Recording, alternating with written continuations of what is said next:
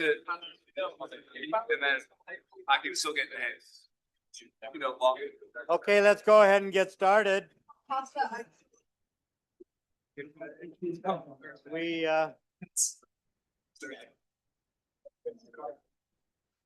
we had the second exam yesterday, and for various reasons, either travel or sickness or accommodations, there's still some people that haven't taken that exam, so I'm not going to talk about any of the problems until everyone has taken the exam.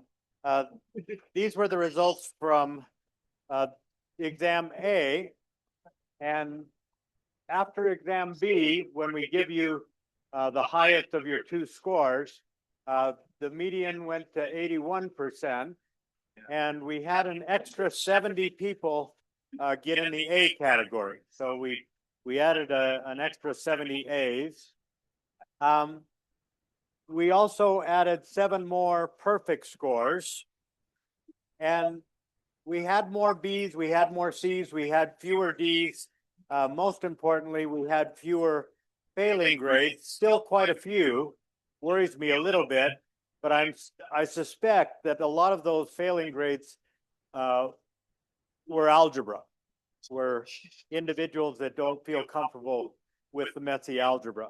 And that's something that we see semester to semester on this particular exam. We found that 44% of the class took both exams.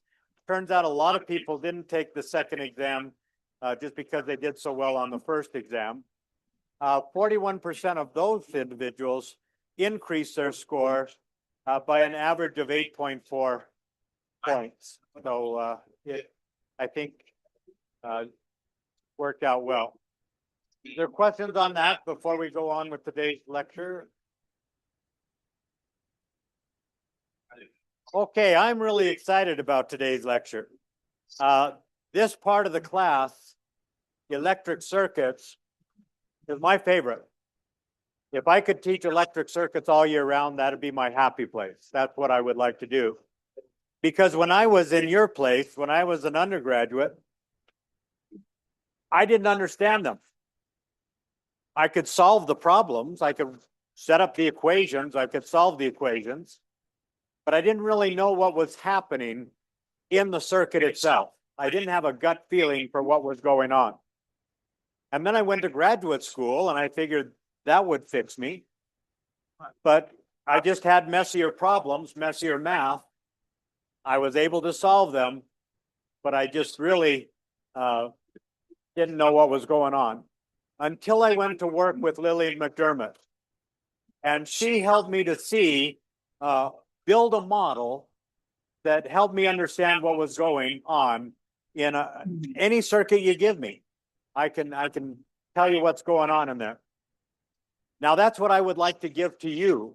Okay, that's what I would like to hand to you. But not today. Okay, not today.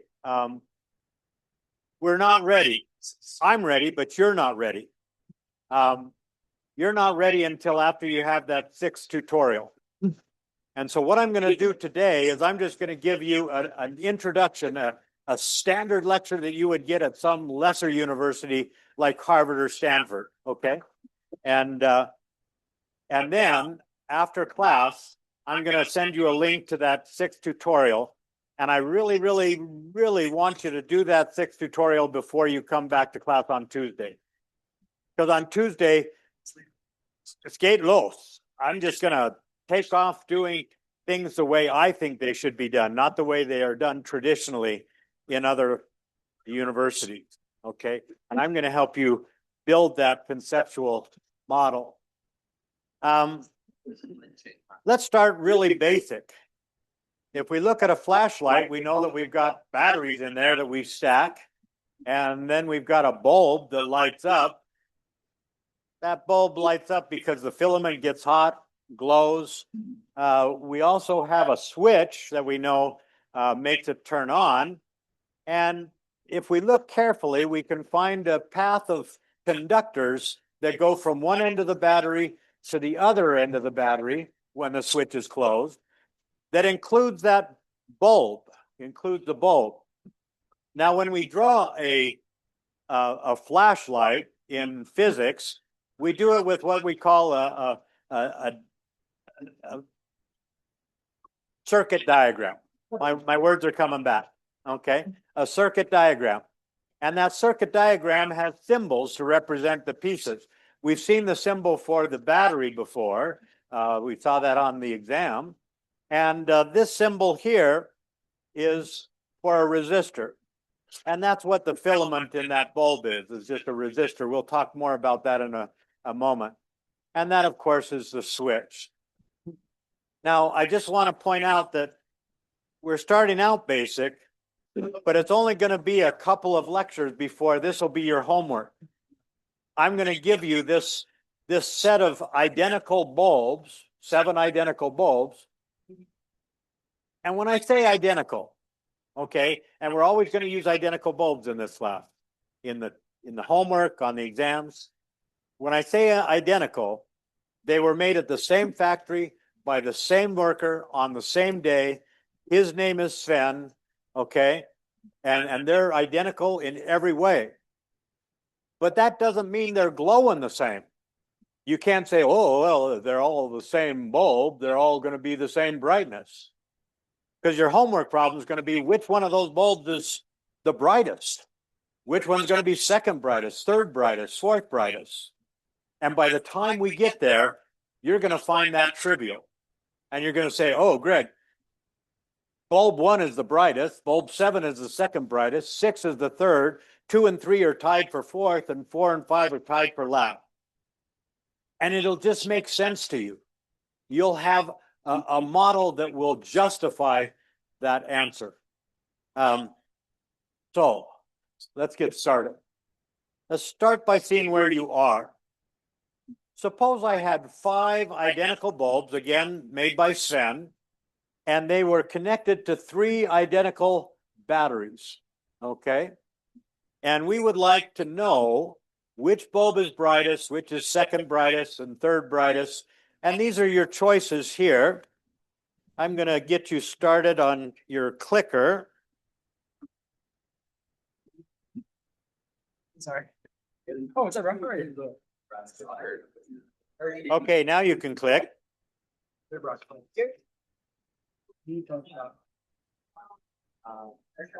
the same. I think.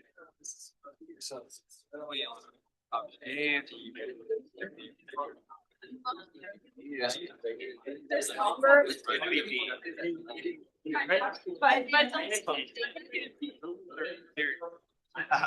That was the only thing I got.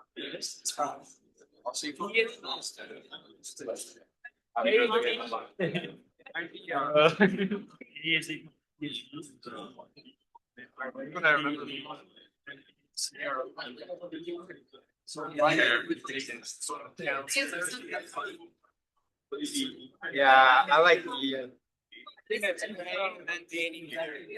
We'll share the same amount. Because we got like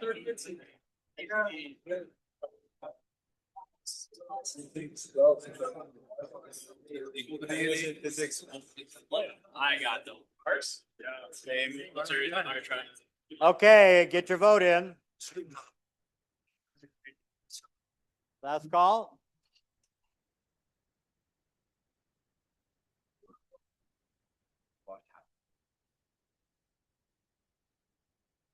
Oh, we're all over the map. Okay, all over the map. And that's okay.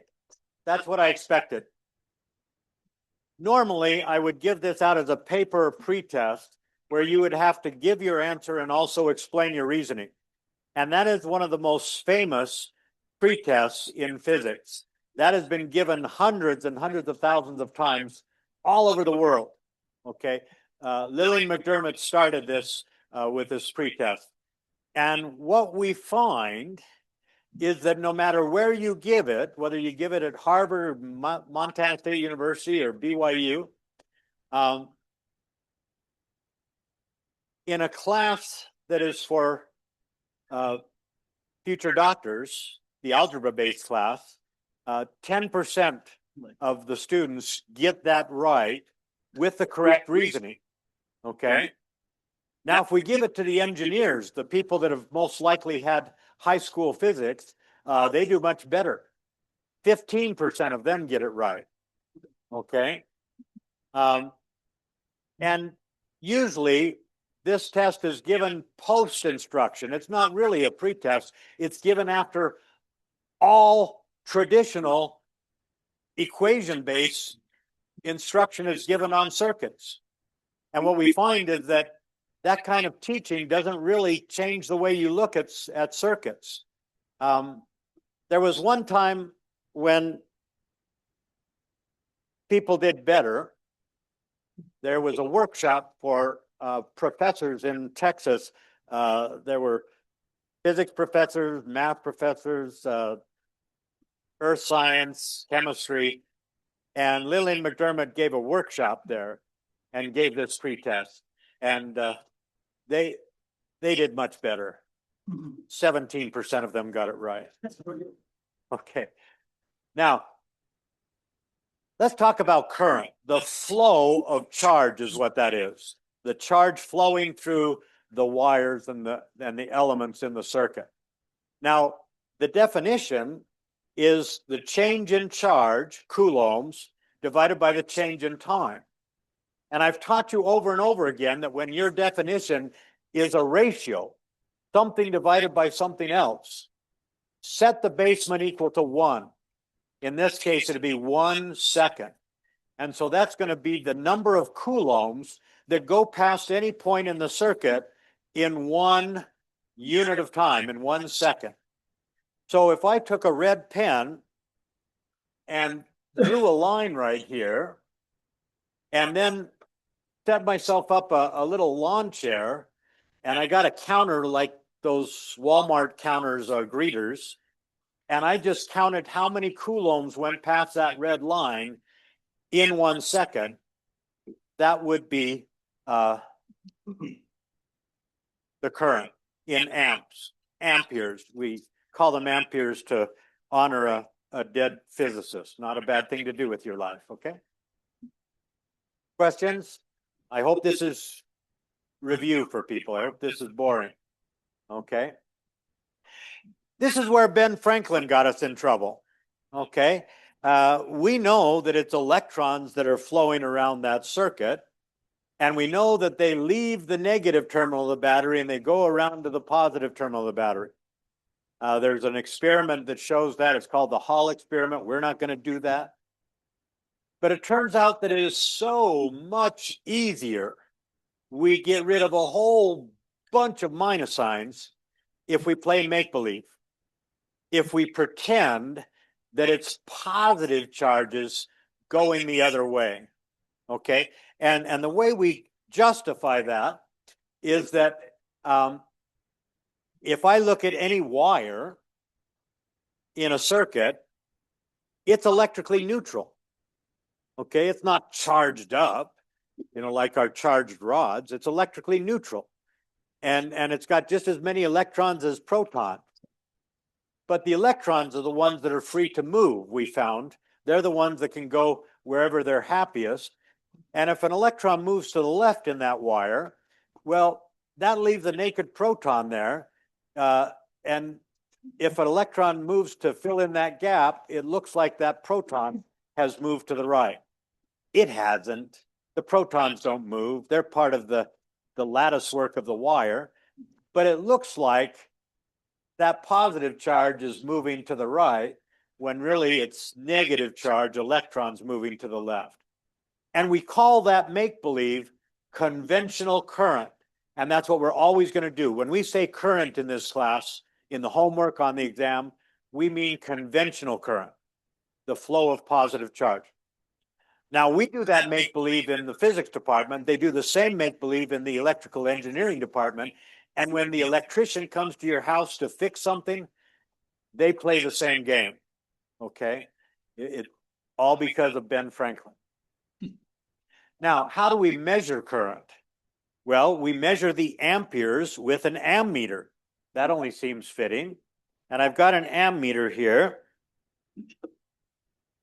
And So if I have a bulb that's lit up by this 12-volt battery, and I want to measure how much flow there is going through that circuit, what I have to do is insert that ammeter in series, okay, in series. What that means is that I have to actually break the circuit, turn off the light, and then I have to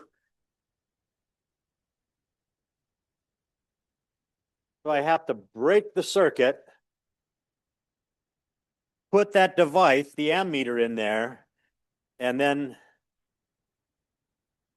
I get a reading, okay? Now, I want you to look at something. Look at the brightness of that bulb and memorize that. Is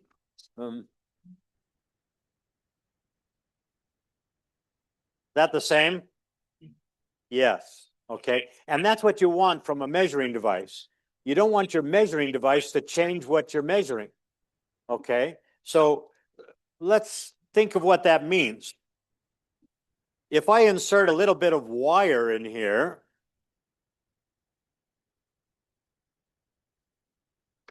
it doesn't change the brightness of that bulb. The wires, we say, have negligible resistance. They're just easy to get through. And indeed, if I added 20 feet of wire between here and here, it is still glow just as bright. The wire just doesn't matter. Well, what this is telling me is that this device is acting a whole lot like a wire. It's letting the current go through as if it weren't there. It has very low resistance, okay? Now, what drives the current? Well, clearly, if I didn't have the battery there, that bulb wouldn't be lit. That's just common sense, okay? And so what's driving it, we call the electromotive force. And that's unfortunate because it's not a force. It's poorly named. Years ago, friends of mine gave me a birthday gift. They gave me this antique book written by a very famous physicist. And it wasn't about physics, it was about teaching physics. And there was a chapter on the electromotive force. And the very first line in that chapter was, tell your students what it means very quickly and hope they forget. Because it's really, really not a force. What it is, the battery's acting like a pump making current go around. But this electromotive force is just the amount of energy that is delivered to each 1 coulomb as it goes through the battery. Now that means the units of this are joules for each coulomb.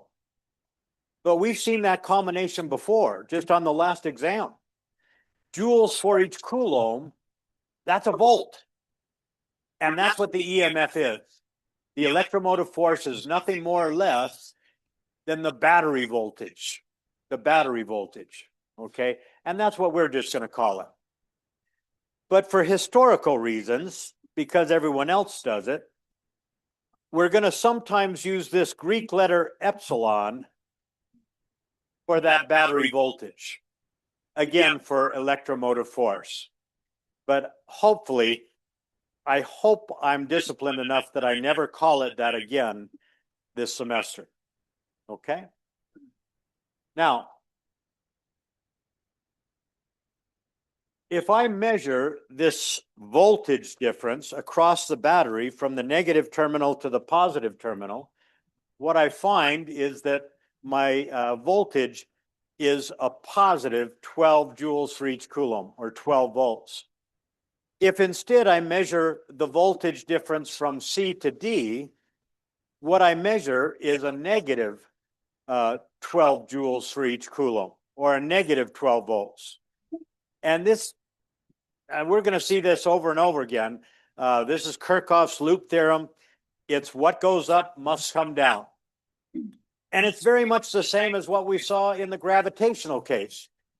If you go to school and come back home at the end of the day, you got to go uphill just as much as you go downhill. Okay? What goes up must come down. Now, the way I interpret this, the 12 volts is 12 joules for each coulomb given to that coulomb in the battery. And then that coulomb gives that energy to the bulb. And so it gains the energy in the battery and it loses it in the bulb. Now, when I say loses it, it changes its form. It goes from electrostatic energy to heat and then light. You say that the Coulomb is taking the energy. Is that Coulomb represented by the positive charge? It's moving. Yes, we're always going to play make-believe as the positive charge going around. And you remember, physics, understanding physics is all about having the right cartoon in your head of what's going on to kind of make it real. And so what I'd like you to see is each one of those balls is a coulomb, a positive coulomb of charge. And when it's dark red, that means it has a lot of electric potential energy. And when it's dim, it has low electric potential energy. Okay? And folks,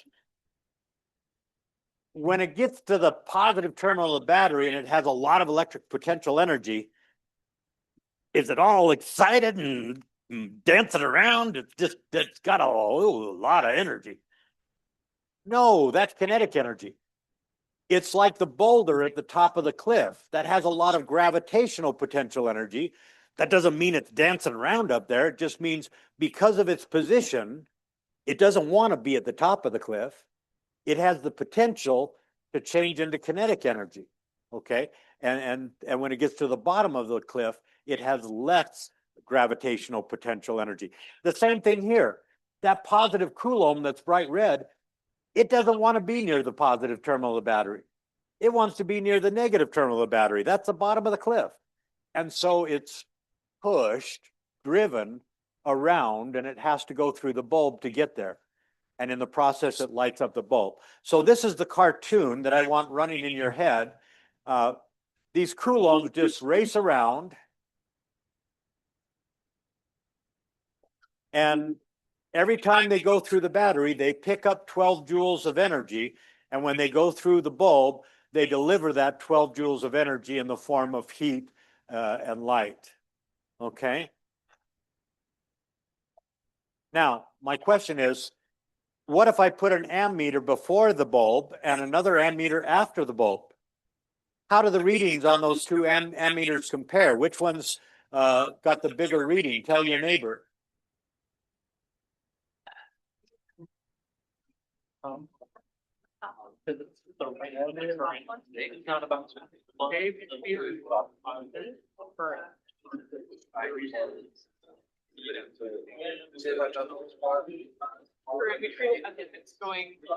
Okay.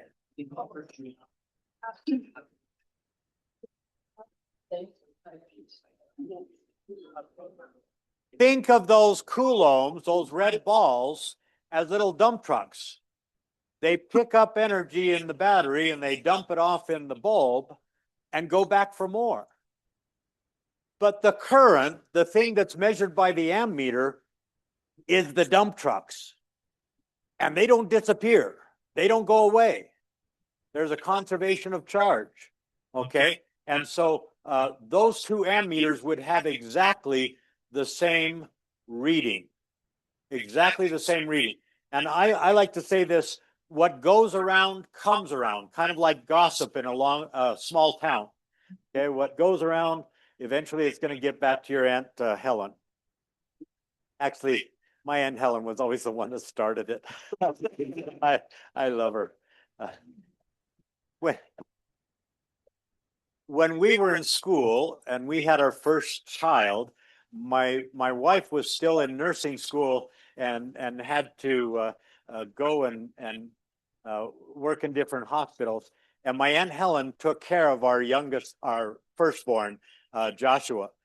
And Aunt Helen passed away a year ago, and we went to her funeral, and this young man got up and he said, I was Helen's oldest grandchild. And Josh was sitting next to me and he whispered, no, he wasn't. I was. That's not going to be on the exam. Okay. Here's the scripture for the day in Ecclesiastes. The wind goeth toward the south and turneth about unto the north. It whirleth about continually, and the wind returneth again according to his circuits. It's right in the Bible, people. This is religion 101. All the rivers run into the sea, yet the sea is not full. Unto the place from whence the rivers come, thither they return again. It's got to go right back where it started. It doesn't get used up. How do we measure voltage? Well, with a voltmeter. That makes sense, right?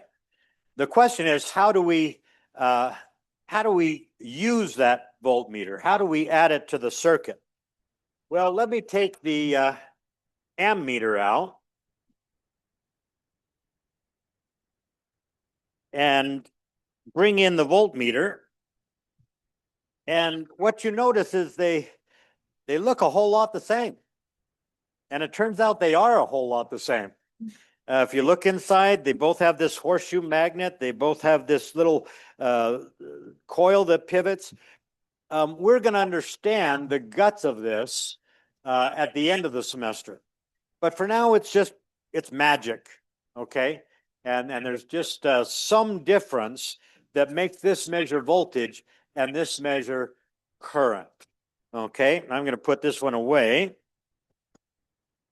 What we need to remember is that when we measure voltage, or when we say voltage, we're being sloppy. What we really mean is voltage difference from some point A to some point B. It's always a voltage difference from some point A to some point B. And that's reflected in how you use a voltmeter. I've got my two leads here. Danger, danger, Will Robinson. You don't even know what that means. Okay. I touch this lead to point A, and I touch this lead to point B, and it measures the voltage difference from this point to that point. Okay. So in other words, I hook it in parallel. We call that parallel to the bulb. If I'm measuring the voltage across the bulb. Okay, so let me do that.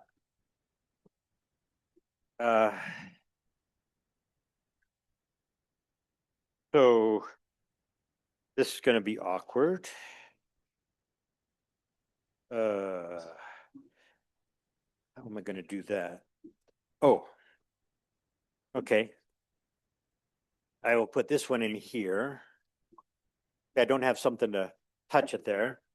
And then I'll put this one in here.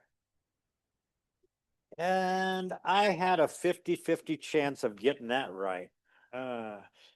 Just like Ben Franklin, okay? And I didn't. So let's do it the other way. I mean, actually, I hooked it up the right way where I would get a voltage difference of -12, but this meter only goes positive. So that wasn't going to work. So does it say 12 now? Ah, good. Okay, we're measuring 12 volts. And actually, what I'm measuring is from B to A because I can't measure something negative with this thing here. See if your neighbor just got confused by that. If not, see if you can confuse them. I don't even. You're always. This one here is either going to terror. Originally, hang on, I'll go somewhere.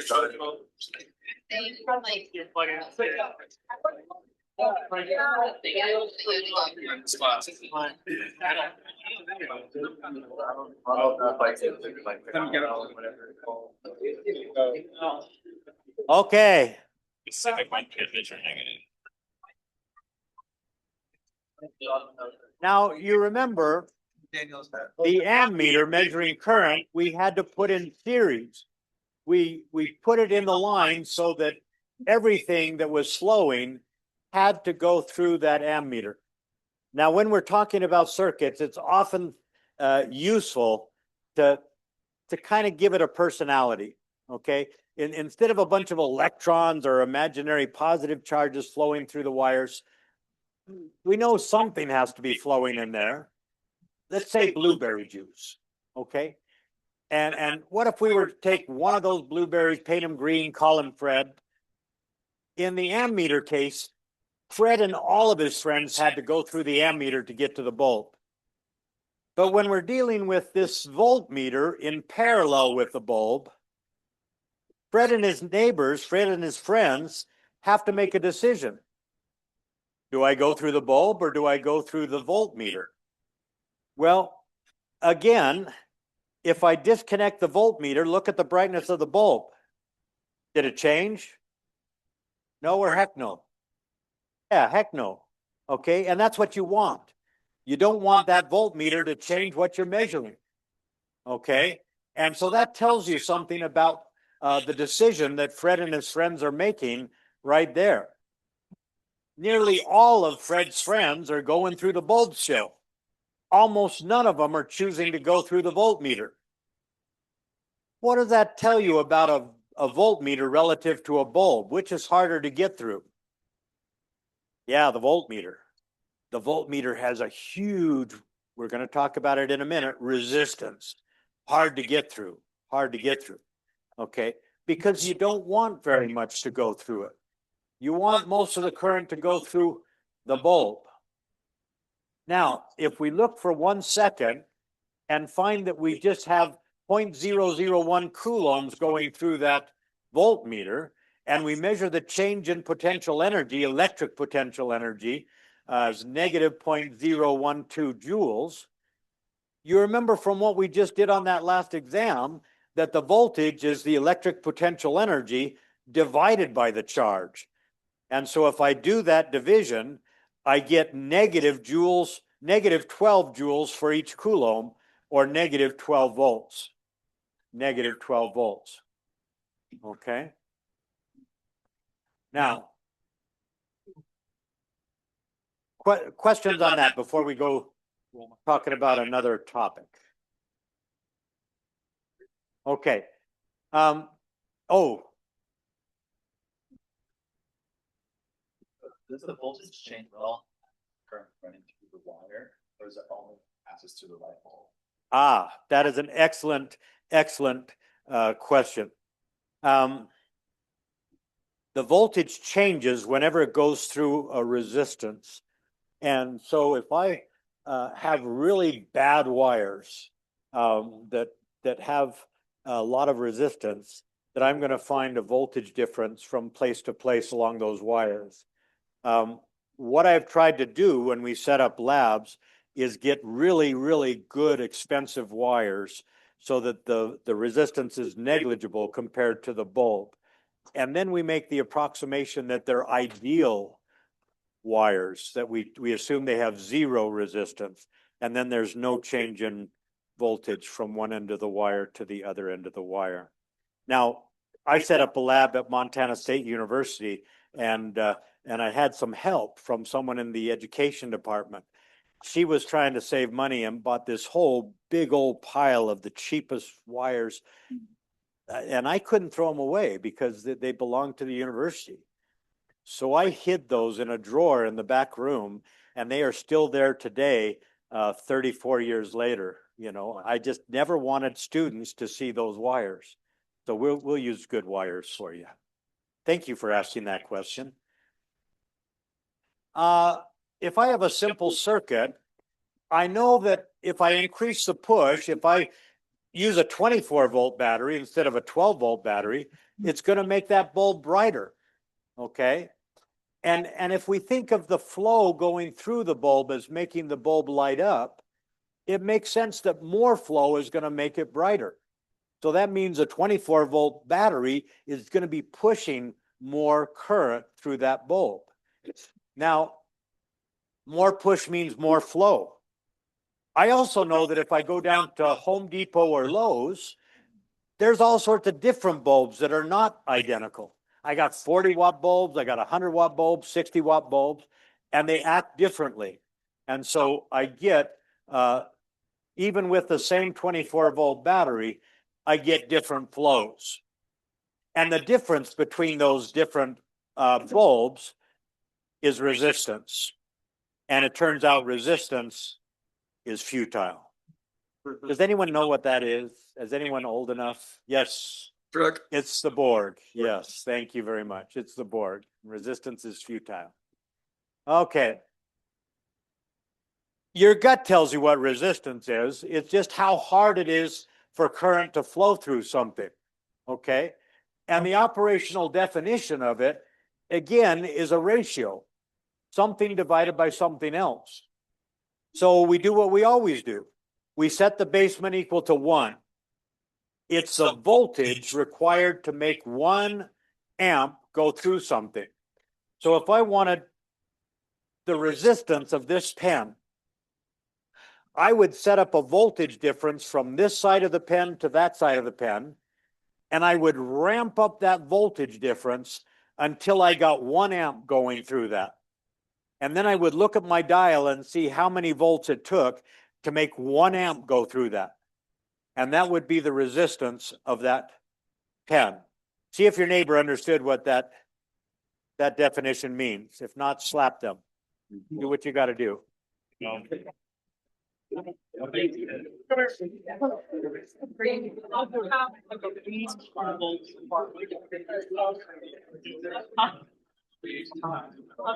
amp is a unit, but it's coulombs per second.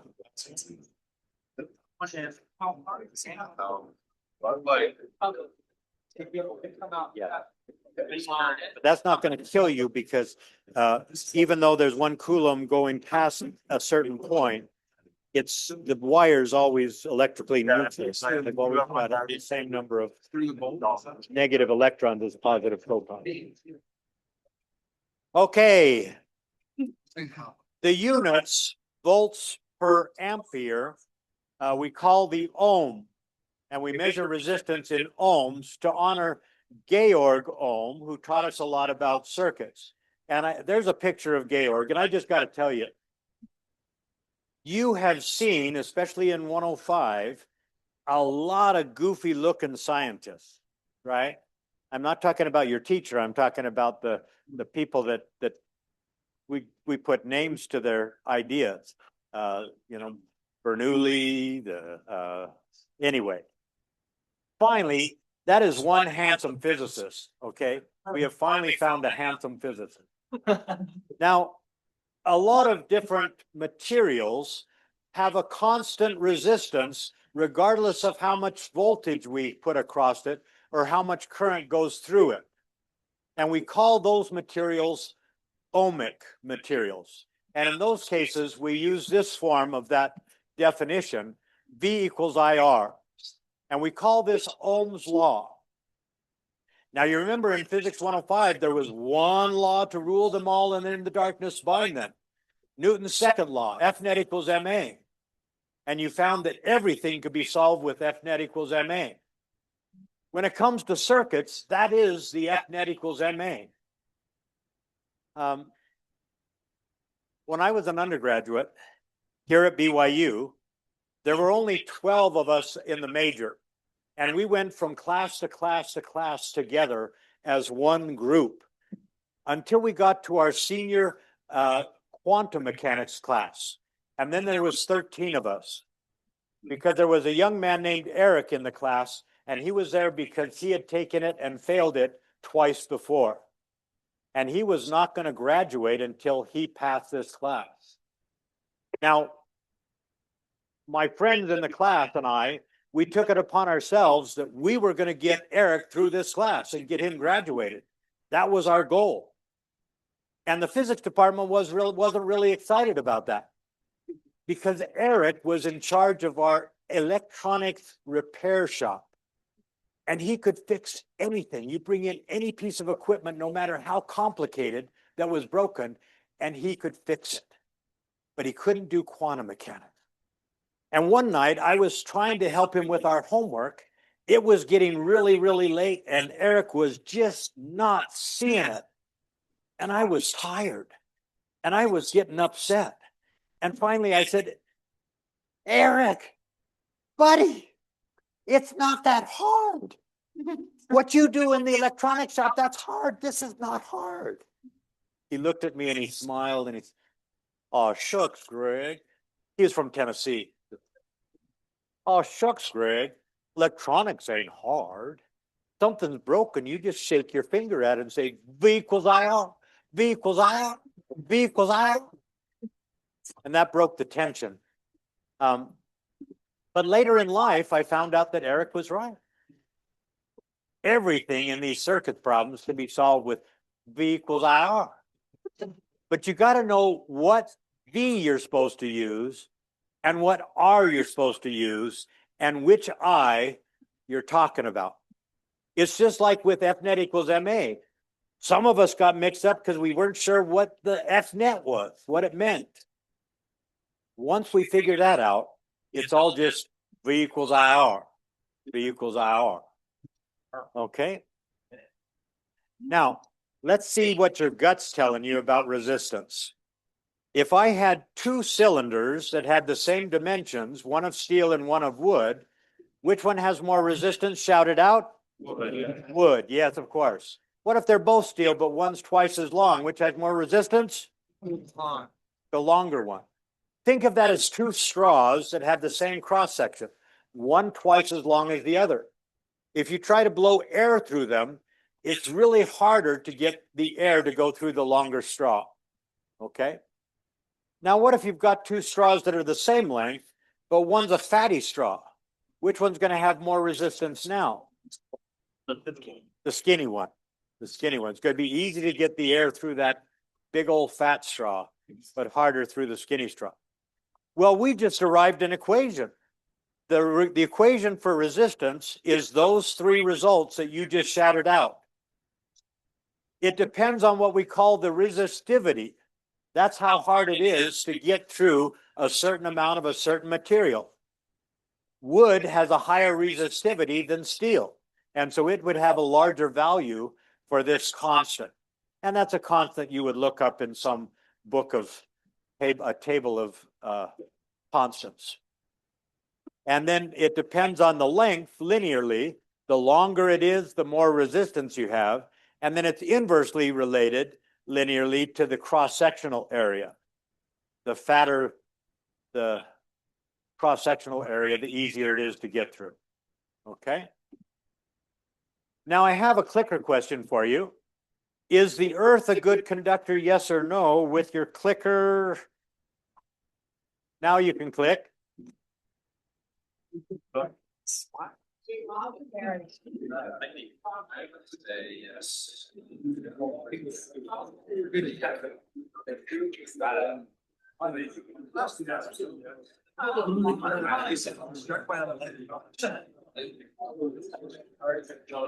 Maybe that.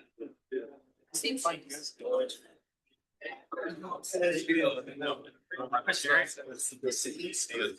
Electricity that goes into it, it doesn't go shocking. You're right. Okay, get your vote in. Last call.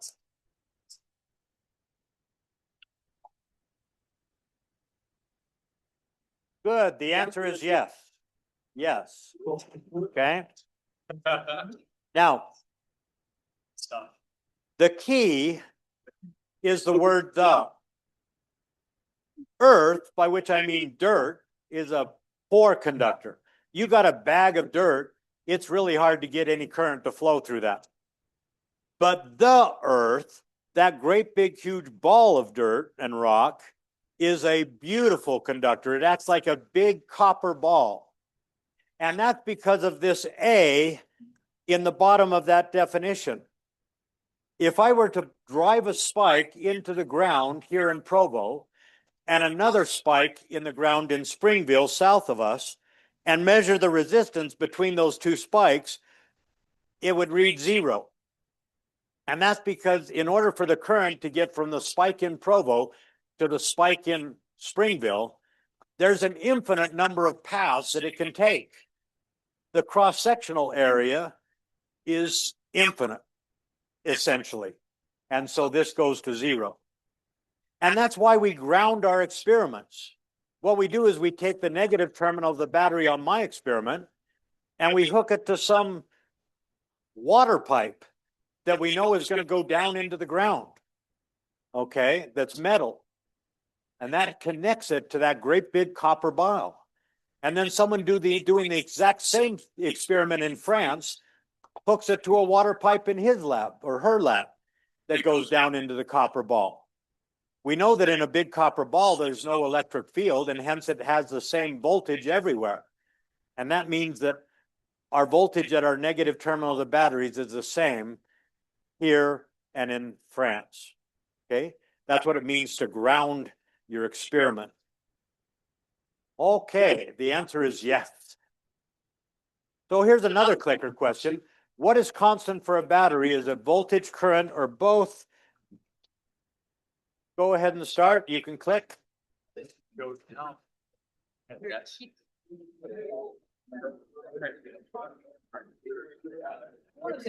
It's like for.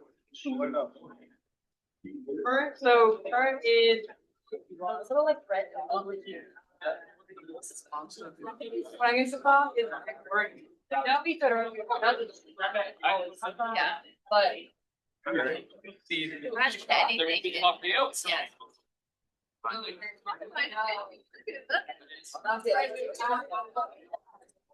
That's the one who said the Earth. Okay, last call.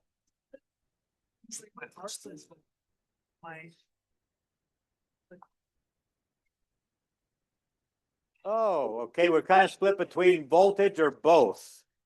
Well, let's talk about that. In V equals IR, what we really mean is delta V, or the change in V, across that battery. And if we have a battery that claims that it's a 6-volt battery, writes it right on the side of the battery, that's what it means.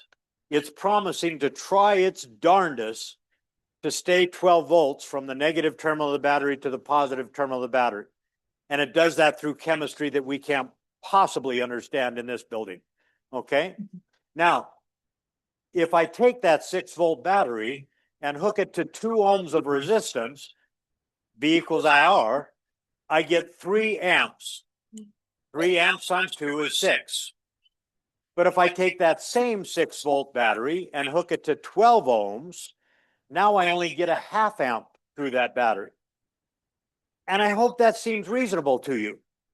If you take a 12-volt battery like this,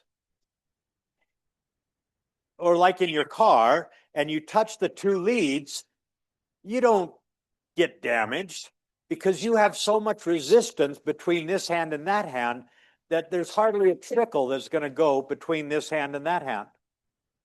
But if you happen to drop a wrench across those 2 terminals, has anyone done that? Yeah, you only do that once, right? Yeah, as soon as that wrench hits those terminals, you've got sparks, it might even weld itself to the terminals, then it explodes, and then you buy yourself another car, okay? You can have a huge amount of current or hardly a trickle, depending on what you hook to that battery. It's the voltage that stays the same, the voltage.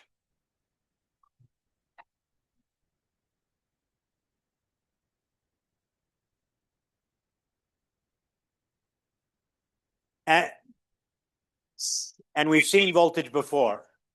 I put that in there just to remind you that this voltage difference is exactly the same voltage difference that we were talking about in the previous part of the class on that previous exam. Okay, but now we're using it to drive current around a circuit. If I look at everything from the point of view of the battery, if there's a small resistance out there, I get a large current through the battery. If there's a small resistance out there, a large resistance out there, I get a small current through the battery. And it doesn't really matter what's out there. It could be a stereo with all sorts of different complications. It could be a mess. Okay. The battery don't care. Okay. All it knows is what gets driven through it. And so what we do is we talk about an equivalent resistance. In other words, what single resistor is going to give me the same current through my battery as that stereo? Well, here's a sample problem. A 3-volt battery is measured to be delivering a current of 0.1, a tenth of an amp. What is the value of the resistance to which it's connected? Can you do that in your head? Good. If 3 volts will drive a tenth of an amp, remember, resistance is how much voltage it takes to drive 1 whole amp. What do you get? Well, you divide the 3 volts by the 0.1 amp and you get 30 ohms. 30 ohms. And that could be in any form. It could be an air conditioner. It could be a stereo. The battery doesn't care. Okay. In either of those cases, we could replace the air conditioner, we could replace the stereo by one single 30 ohm resistor, and the battery would get the same current through it. Okay. So any combination of resistors, no matter how complicated, can be replaced by a single equivalent resistance that will produce the same current for the same applied voltage. Why do we care, Greg? Well, that's because when we get these complicated circuits with lots of different paths, like the one I showed you earlier, and I ask you how much current is going through that bulb 6, the first thing you want to find, the very first thing you want to find is how much current is flowing through that battery. And then you just be the river. You watch that current flow, and every time it gets to a branching point, you say, do I split 50-50 here or some other way? We're going to practice that. Believe me, we're going to practice that. But for now, let's try to figure out what that equivalent resistance is, what the number is. Let's do the easy part first. If I have 2 resistors in series, such that Fred has to go through both of them. If he wants to get back to the battery, he has to go through the first one and then the second one. The equivalent resistance, you just add them up. I just add them up. That makes sense. That seems logical. And it also makes sense from the point of view of the exercise we went through earlier. Putting them in series means I'm essentially doubling the length of the resistance. And if I double the length, I double the resistance. Okay? Now, what's the equivalent resistance of these 2 resistors? Shout it out. 15. It's that easy. It's that easy. Okay? Now, if I've got more than 2 resistors, I just keep adding them up. If they're in series. If they're in series. So really quick, tell your neighbor, what's the current through that 12-volt battery? And if you get the answer before your neighbor, you're the winner. Winner, winner, chicken dinner.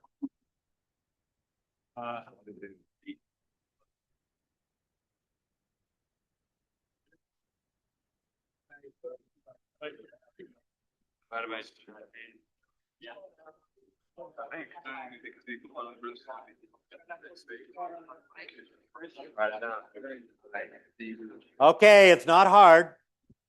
Let's do it together. The equivalent resistance is 3 plus 6 plus 9, which is 18. And I've got a 12-volt battery. And if I solve for I get 2/3 of an amp. So that would be the answer.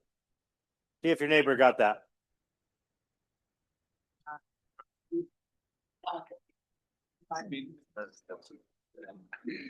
Well, now it gets complicated. Now it gets a little bit different. And I'm gonna have to change things up here. Oh, I guess I can do that. Let me get rid of this guy.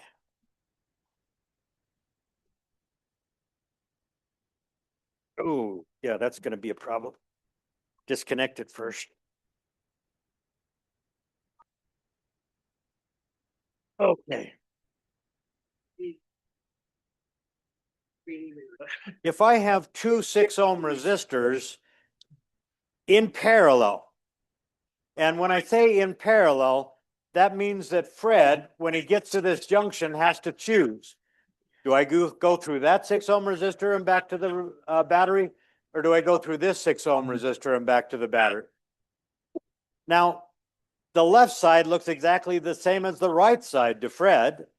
There's no reason why he would want to choose one over the other. And when I say Fred, I mean Fred and all of his friends.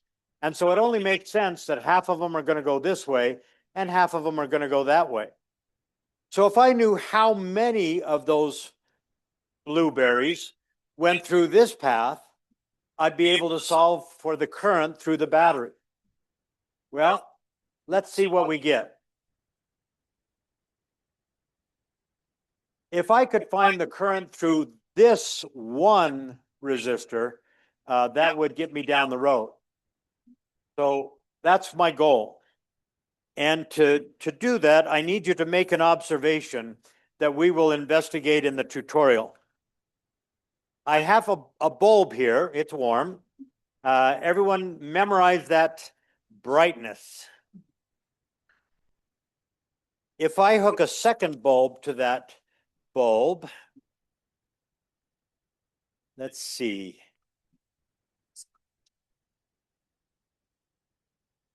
Okay. Oh, it pops right out.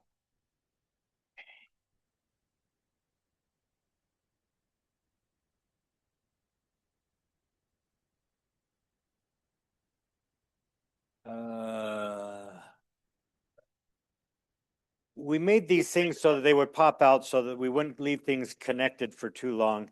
They're trying to protect me from myself. And I always don't like that. Let's see if we can make this work. Ha ha ha ha ha. Okay, which of those is brighter? They're the same. Indeed, if they were made at the same factory at the same time by the same worker, they would be exactly the same. Okay? Now watch what happens to the brightness of that bulb when I disconnect the second bulb. What happened? Darn nix. Absolutely nothing. Okay? Absolutely nothing. And that's the way you would like your house to be wired. When you turn off the lights in the kitchen, you don't want the lights in the front room changing. You want everything to be independent. And that's what happens when you hook them up parallel like this.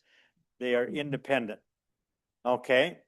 Now, when I have the one bulb lit, the battery has to supply enough current to make that shine. When I have two of them lit, the battery has to deliver twice as much current. Enough current to get this one to shine and enough current to make that one shine. Okay? And so if I could just find out the current through a single 6 ohm, how do I do that? V equals IR. V equals IR. This is going to be 2 amps. 2 times 6 is 12. Okay? Now what we just saw was that if this one gets 2 amps, this one gets 2 amps.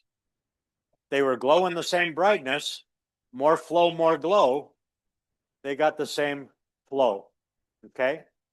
Well, now, what's coming out of the battery?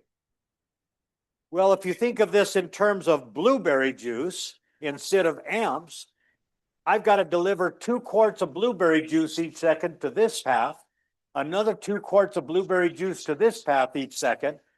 How many quarts do I have to deliver from my storehouse each second? 4. Okay, 4 amps.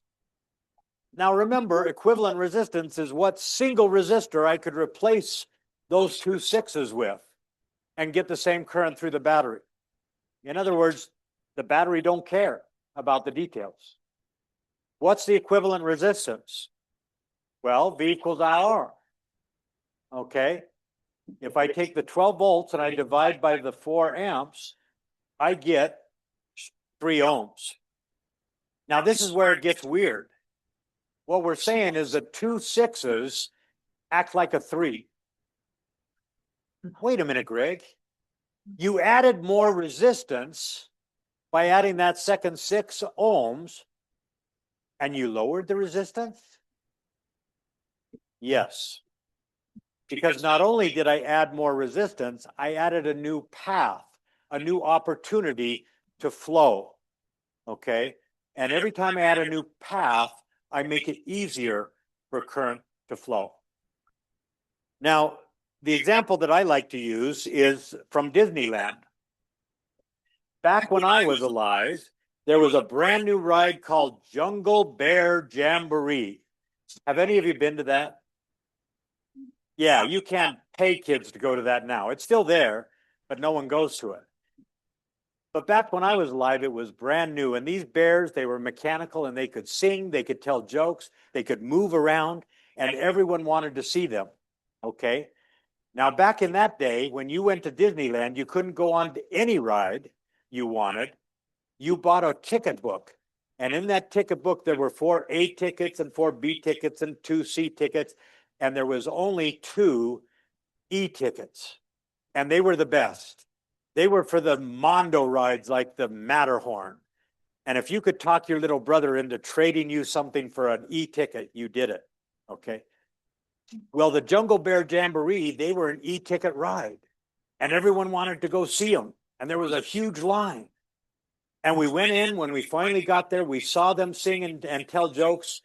And then they wanted to get us out of that theater as fast as possible so they could get the next group in. And so 8 doors opened. Did the 8 doors, were they in series or in parallel? Yeah, if they were in series, I'd still be there. Okay. They're in parallel so that each row got their own lane out. Okay. Now, what if someone were to yell fire here and we were racing for these 4 doors? Okay. And we're just kind of jamming the doors. If a trap door opened up there and a rope fell down, would that increase the resistance of the room or decrease the resistance of the room? Would it make it harder to get out of the room or easier to get out of the room? Easier. Okay. Not everyone could climb that rope. I couldn't. He could. Okay. And the fact that he's climbing the rope means he's not fighting us at that door. Okay. Any new path, no matter how hard, no matter how much resistance is on it, lowers the resistance of the circuit. Any new path lowers the resistance of the circuit.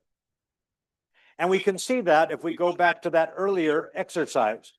By putting these 2 resistors in parallel, so that Fred has to choose between going through that one or that one, we essentially double the cross-sectional area, and that cuts the resistance in half. So here's the rule. When 2 identical resistors are in parallel, the equivalent resistance is just the resistance of one path divided by 2. If instead I have 10 paths, I take the resistance of one path and I divide it by 10.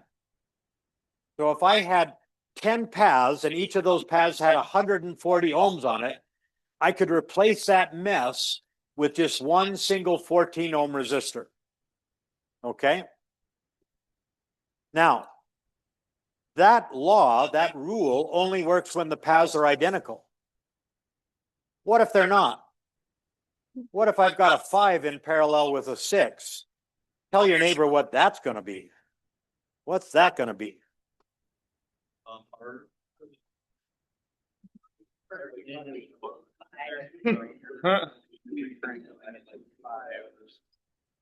Okay. We're going to play a game. Suppose along this wall, I had a whole bunch of boxes. And in the first box, I had a whole pile of 1 ohm resistors. And in the second box, I had a whole pile of 2 ohm resistors. And then 3 ohm resistors and so forth, all the way across the room. And I told you, you had to make that circuit or the equivalent of it that gave you the same current through the battery.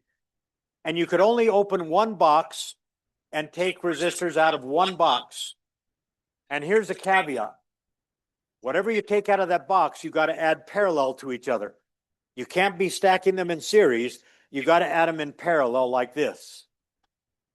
Which box do you open and how many do you take out? Talk to your neighbor. Which box do you open? How many do you take out? They're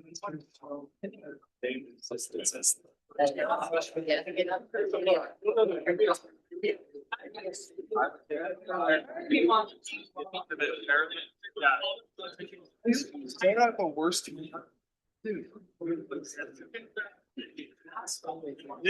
This is parallel.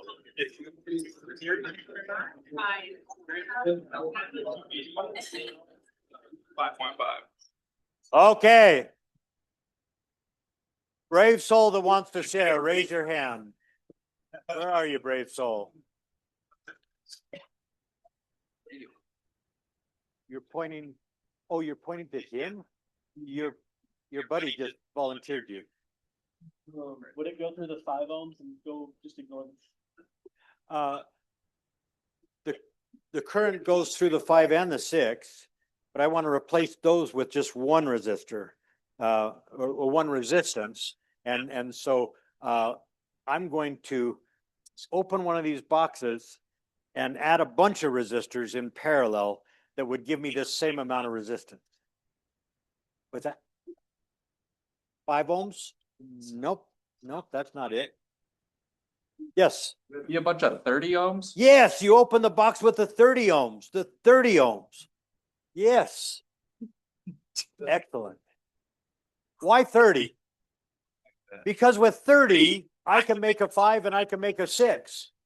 If I want to make a 6, I just take 5 30s and put them in parallel. 5 paths are 5 times easier than 1. I take the resistance of one path, 30, divided by 5, I get 6. If I want to make a 5 ohm resistor, I just use 6 of those 30s. 6 paths are 6 times easier than 1. So I take the resistance of one path, 30, divided by 6, I get 5 ohms. When I add those together, this is the same as 6 30s in parallel. This is the same as 5 30s in parallel. What I end up with is 11 parallel paths, each with 30 ohms in it. And that gives me a total resistance of 2.9 ohms. Now I want you to notice something. 2.9 is less than 5. And that will always be the case. When you have parallel branches, the equivalent resistance will always, every stinking time, be less than the least.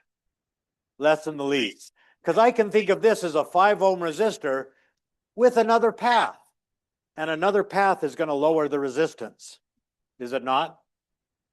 Now, if you were taking a traditional class at any other weaker university, they would give you a formula. They might even derive that formula. That 1 over the equivalent resistance when things are in parallel is just 1 over R1 plus 1 over R2. Okay? And if you've got 3 resistors, you'd go 1 over R3.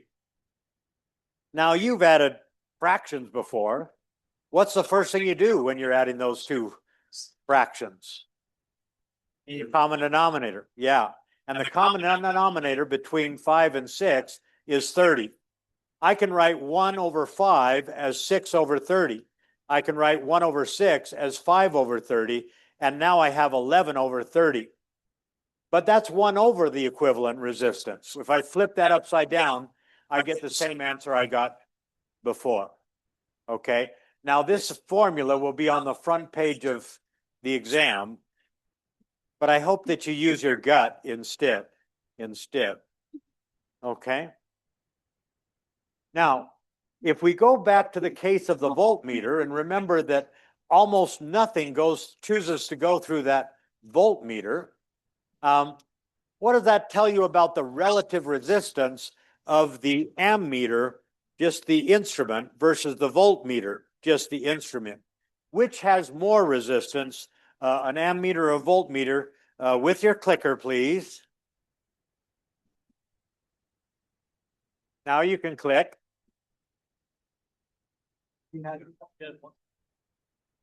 Yes, What's the back? the previous slide. You said no. You said Oh. That relative to the bulb, all of the current goes through the bulb, but hardly anything goes through the voltmeter. Remember there's the like spinning. It's super easy. Okay. Last call?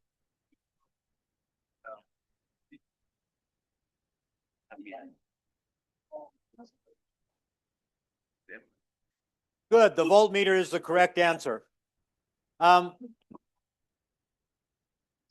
ammeter is added in series, and we don't want it to change the brightness of the bulb. So it has negligible resistance like a wire. Now, if you hook too many volts across a wire, you can melt it. And you can also do that to an ammeter. But a voltmeter has a huge resistance, and you cannot destroy a voltmeter without throwing it against the wall. And so when you go into a new lab at any high school, you will find brand new ammeters and voltmeters that look like they came across on the Mayflower, because you just can't break a voltmeter. But you can fry an ammeter just by looking at it. Okay. We have one more clicker question. This will help you with your homework. If I have a 1 ohm resistor in parallel with a 1,000,000 ohm resistor, the equivalent resistance, the one resistor I could replace that with, would have a resistance greater than 1,000,000, between 1 and 1,000,000, or less than 1. With your clicker, please.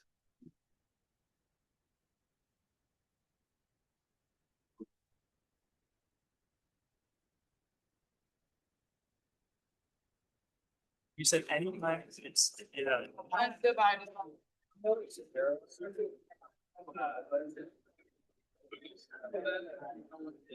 Number one.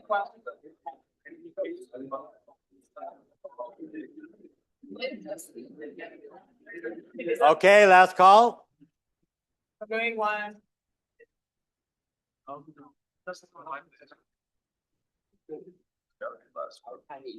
Good, the answer is C. No. Now, folks, here's how you think about it. Watch that line at the top. Ready? Pow. Okay, I can think of that as a 1 ohm resistor with an extra pow. That's like opening up the trap door and letting the rope fall down. Okay, you're ready to go somewhere else, so go somewhere else. Okay.